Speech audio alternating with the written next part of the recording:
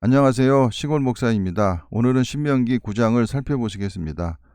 9장은 다베라와 마사와 기브롯 핫다와에서 이스라엘 백성들의 불순종에 대한 회고입니다. 1절입니다.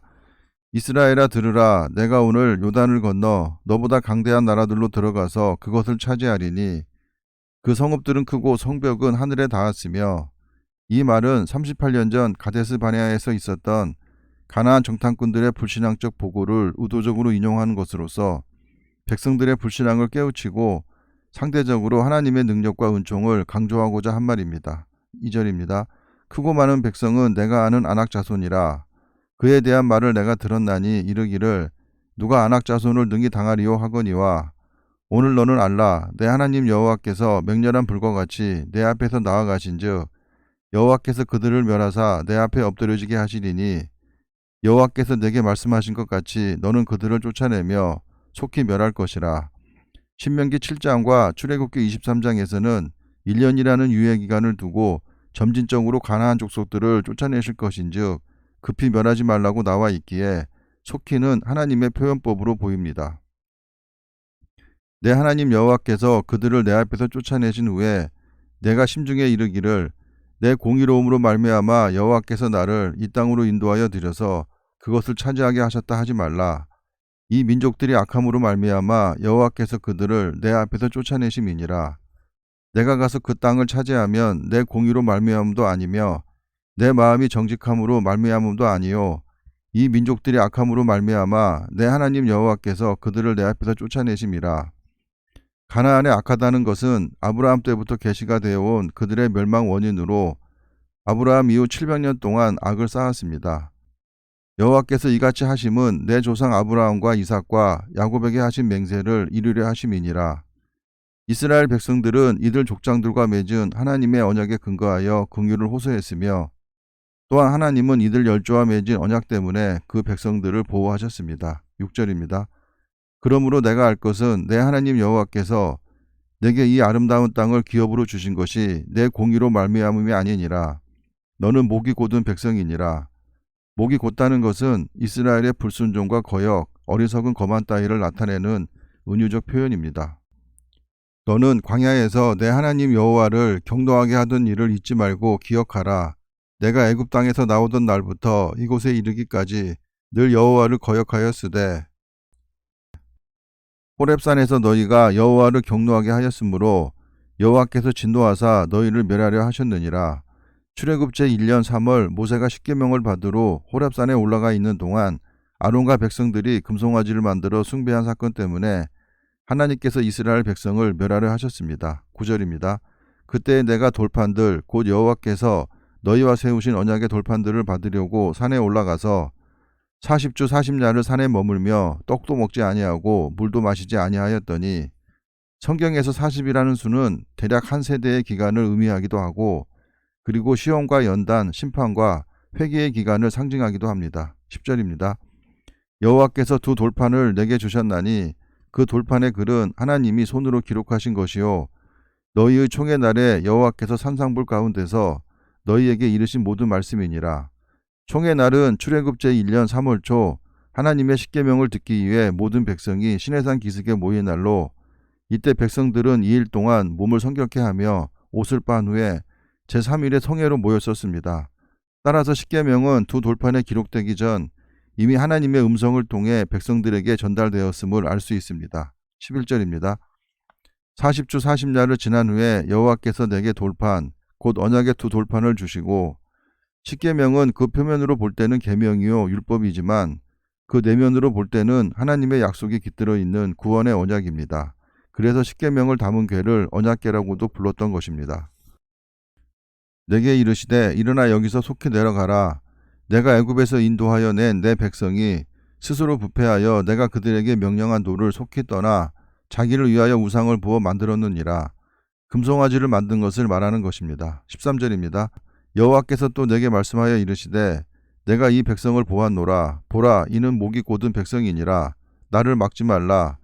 내가 그들을 멸하여 그들의 이름을 천하에서 없애고 너를 그들보다 강대한 나라가 되게 하리라 하시기로, 이때 모세는 차라리 자신의 이름을 생명책에서 지워버리는 한이 있더라도 백성들의 죄만은 용서해달라고 하나님께 간곡히 탄원하였습니다. 15절입니다. 내가 돌이켜 산에서 내려오는데 산에는 불이 붙었고 언약의 두 돌판은 내 두 손에 있었느니라. 산이 불이 붙은 것은 하나님의 임재의 위엄과 거룩 및 영광을 상징하는 초자연적인 불을 말하는 것입니다. 16절입니다. 내가 본즉 너희가 너희의 하나님 여호와께 범죄하여 자기를 위하여 송아지를 부어 만들어서 여호와께서 명령하신 돌을 빨리 떠났기로 제2계명을 어긴 것입니다. 내가 그 두 돌판을 내 두 손으로 들어 던져 너희의 목전에서 깨트려 놓으라. 이스라엘이 계약 내용을 어기고 죄를 범하였으므로 자연히 하나님과 맺은 언약이 그 효력을 잃고 파괴되었음을 나타내는 상징적 행위입니다.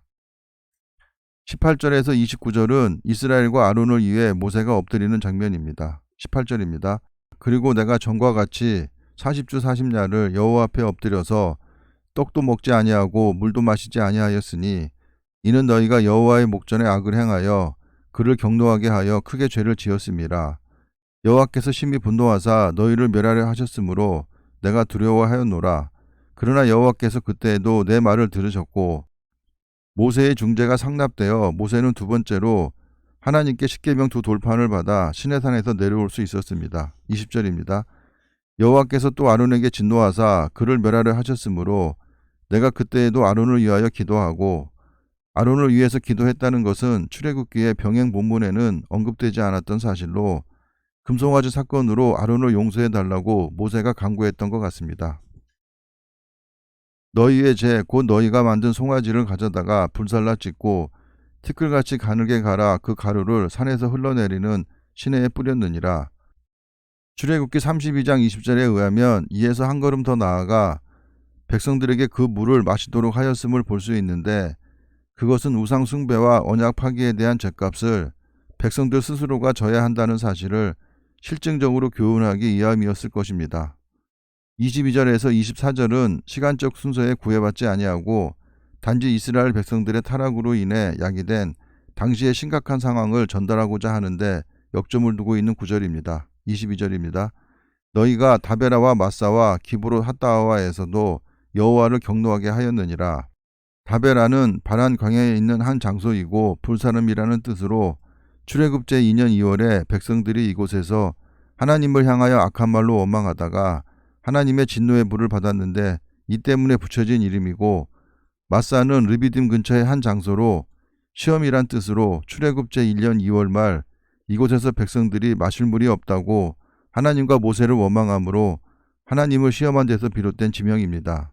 그리고 기브롯 핫다와는 시내산 북동쪽 30km 지점에 있는 장소로 탐욕의 무덤이란 뜻인데 다베라 사건 직후 만나에 실증이 난 백성들이 모세에게 고기를 달라고 불평하였습니다. 이때 하나님께서 백성들에게 1개월간 메추라기를 내려주셨지만 주동자들은 모두 죽여 그곳에서 장사 지내게 한 데서 비롯된 지명입니다. 여호와께서 너희를 가데스 바네아에서 떠나게 하실 때에 이르시기를 너희는 올라가서 내가 너희에게 준 땅을 차지하라 하시되 너희가 너희의 하나님 여호와의 명령을 거역하여 믿지 아니하고 그 말씀을 듣지 아니하였나니 가데스 바네아는 신광야에 있는 장소인데 방랑의 광야인 가데스란 뜻으로 출애굽 2년 5월 여호수아와 갈렙을 제외한 10명의 가나안 정탐꾼들이 모세에게 불신앙적인 보고를 함으로써 가나안 정복을 앞둔 백성들의 사기를 저하시키고 하나님의 뜻을 거역하게 하였는데 그 결과 38년 동안 광야에서 유리방황하게 된 데서 붙여진 이름입니다. 24절입니다. 내가 너희를 알던 날부터 너희가 항상 여호와를 거역하여 왔느니라. 22절에서 24절까지는 이스라엘 백성들의 타락함을 설명하기 위해 과거를 회상한 글입니다. 25절입니다. 그때에 이 구절은 24절에 이어지는 말이 아니고 18절에 이어지는 말입니다. 여호와께서 너희를 멸하겠다 하셨으므로 내가 여전히 40주 40야를 여호와 앞에 엎드리고 18절에 언급된 40일 금식 기도와 같은 사건을 말하는 것입니다. 26절입니다. 여호와께 간구하여 이르되 주 여호와여 주께서 큰 위엄으로 속량하시고 강한 손으로 애굽에서 인도하여 내신 주의 백성 곧 주의 기업을 멸하지 마옵소서. 주의 종 아브라함과 이삭과 야곱을 생각하사 이 백성의 완악함과 악과 죄를 보지 마옵소서. 모세는 일찍이 족장들과 맺으신 하나님의 신실하신 언약을 사제의 명분으로 근거하여 기도하고 있습니다. 주께서 우리를 인도하여 내신 그 땅 백성이 말하기를 여호와께서 그들에게 허락하신 땅으로 그들을 인도하여 드릴 만한 능력이 없고 그들을 미워하기도 하사 광야에서 죽이려고 인도하여 내셨다 할까 두려워하나이다. 이방인들로부터 절대 비방당할 수 없는 하나님의 권능과 거룩하신 이름에 근거하여 이스라엘의 사유를 강구하고 있는 장면입니다. 29절입니다. 그들은 주의 큰 능력과 표심팔로 인도하여 내신 주의 백성 곧 주의 기업이로소이다 하였노라. 신명기 9장에서 우리는 이스라엘이 하나님의 인도하심을 따라 출애굽을 한 백성이고 하나님께서 40년 광야 여정에 함께 하셨음에도 그들이 끝없이 하나님을 거역하는 장면을 볼 수 있었습니다. 감사합니다.